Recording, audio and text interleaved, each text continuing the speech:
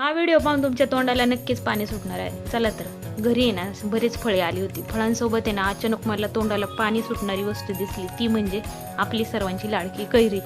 आणि विशेष म्हणजे ती कैरी आमच्या आहे ना शेतातली आहे.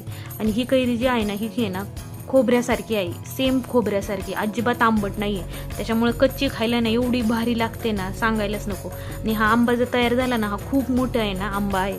तर ह्याची जात कोणती ती मला माहीत नाही. हिवाळ्यात कैरी खायला भेटते, ह्याच्यापेक्षा भारी काय. वा वा.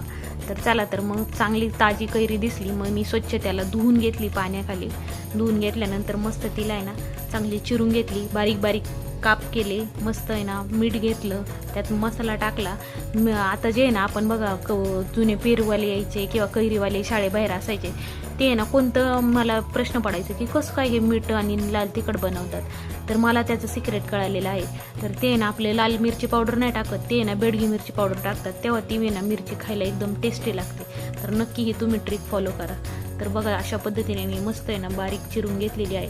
वा वा वा. तोंडाला बघूनच चिरताच माझ्या तोंडाला पाणी आलं होतं. मग मस्त आपण मी सांगितल्याप्रमाणे तुम्हाला मीठ आणि बेडगी मिरची पावडर मिक्स करून घ्यायची आहे.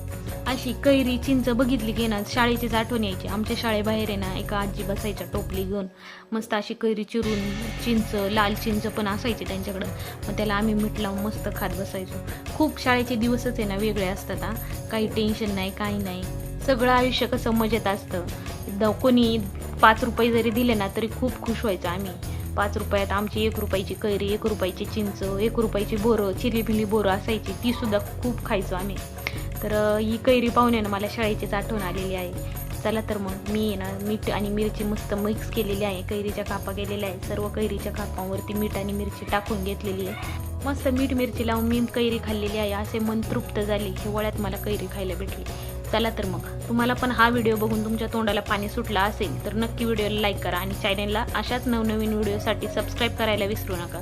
भेटूयात आपल्या उद्याच्या भन्नाट व्हिडिओमध्ये. तोपर्यंत हसत राहा आणि मस्त राहा.